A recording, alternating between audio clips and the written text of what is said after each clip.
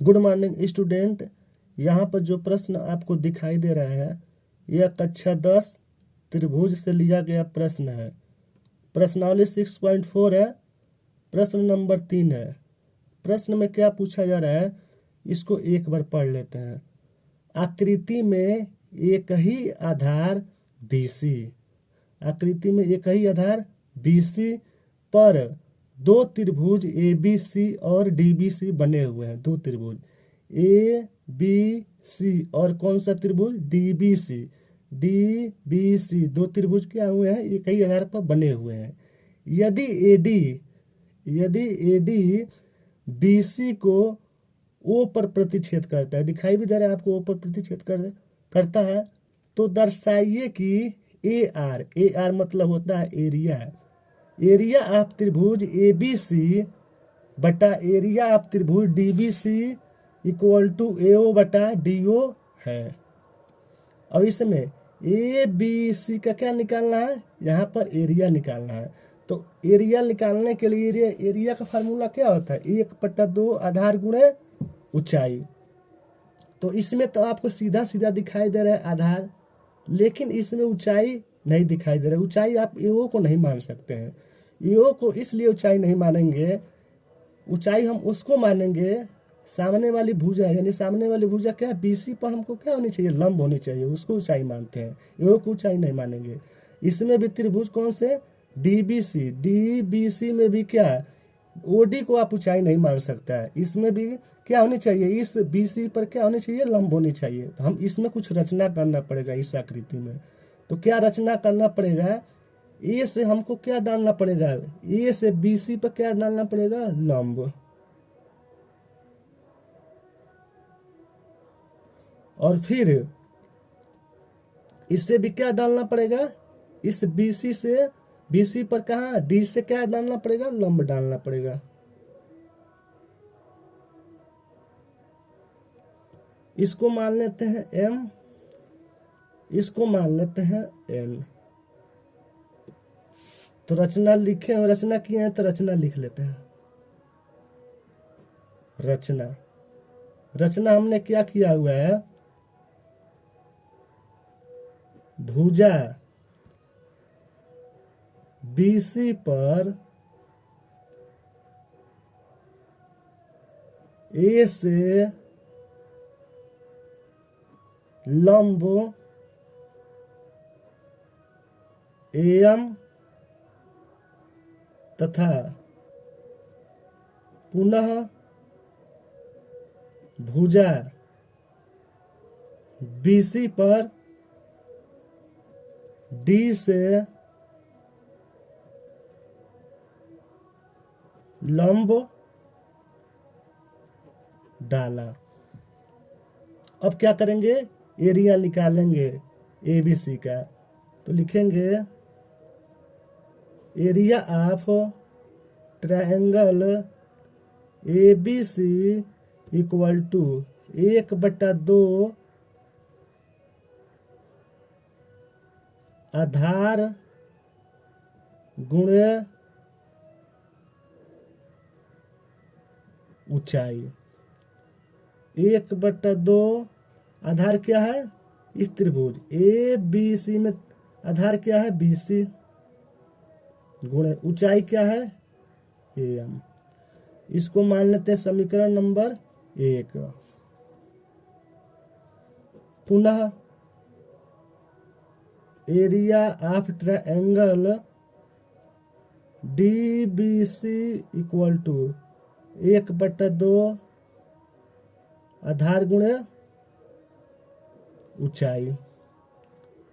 1/2 आधार इसमें भी क्या है BC गुणे ऊंचाई क्या है DN। इसको समीकरण नंबर 2 मान लेते हैं। अब इसमें देखिए आप लोग, यहाँ पर क्या दिया गया है, इस एरिया ऑफ ट्रायंगल ABC का भाग दिया गया है एरिया ऑफ ट्रायंगल DBC से। तो यहाँ पर क्या करेंगे, इसको समीकरण 1 और समीकरण 2 को क्या कर देंगे, भाग दे देंगे। अब समीकरण 1 को समीकरण 2 से भाग देने पर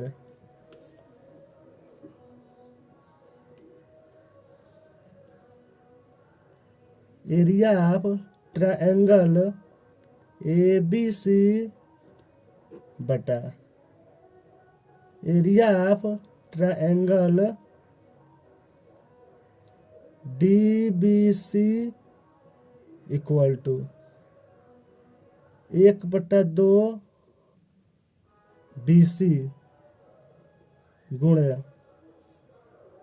AM बटा 1/2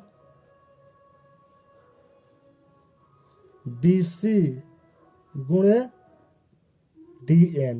इधर 1/2 कैंसिल हो जाएगा, BC से BC कैंसिल हो जाएगा, इधर क्या आ जाएगा AM/DN। चूंकि यहाँ पर एरिया ऑफ ट्रायंगल ABC बटा area of triangle DBC equal to AO बटा DO है, लेकिन यहाँ पर क्या आ गया AM/DN आ गया। AM बटा क्या आ गया DN आ गया। इसका मतलब ये हमको सिद्ध नहीं करना था, ये किस में आ रहा है। अब इसको सिद्ध करने के लिए इन दोनों त्रिभुजों को क्या करना पड़ेगा, एक बार समरूप करना पड़ेगा। जब समरूप हो जाएगा दोनों त्रिभुज तो क्या कह सकते हैं कि इनके संगत भुजाओं का अनुपात क्या होगा, बराबर होगा। तो इसको मतलब AMO और DNO को क्या करना पड़ेगा, समरूप करना पड़ेगा। ये समरूप बहुत आसानी से हो जाएगा क्योंकि यहाँ पर इस कोण के बराबर ये कोण आ रहा है।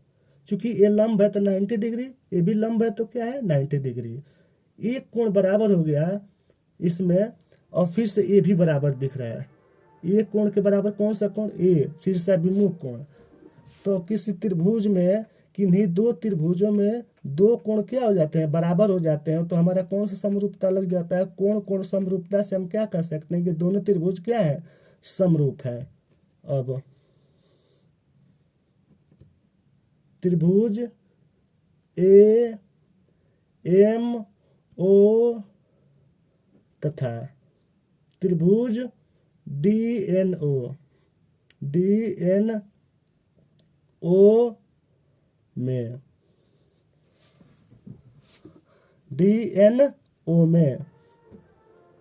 कोण M बराबर कोण M बराबर कोण N। ये कहाँ से आया है, रचना से, इक्वल टू 90 डिग्री। अब ये त्रिभुज कौन सा कोण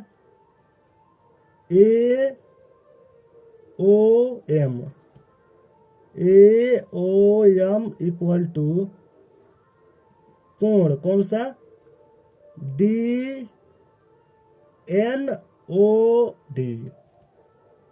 NOD शीर्षा भिमुख कोण। तो दो त्रिभुज क्या हो गए, दो कोण क्या हो गए, बराबर हो गए। तो कौन सा समरूपता लग जाएगा, कोण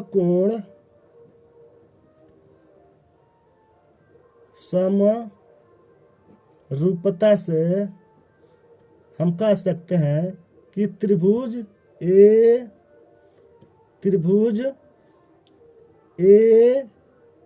AMO समरूप है त्रिभुज DNO के। दो त्रिभुज समरूप हो गए तो क्या, दो त्रिभुज क्या हो गए, समरूप हो गए। तो इनकी संगत भुजाओं का अनुपात क्या होगा, बराबर होगा। अतः संगत भुजाएं समानुपाती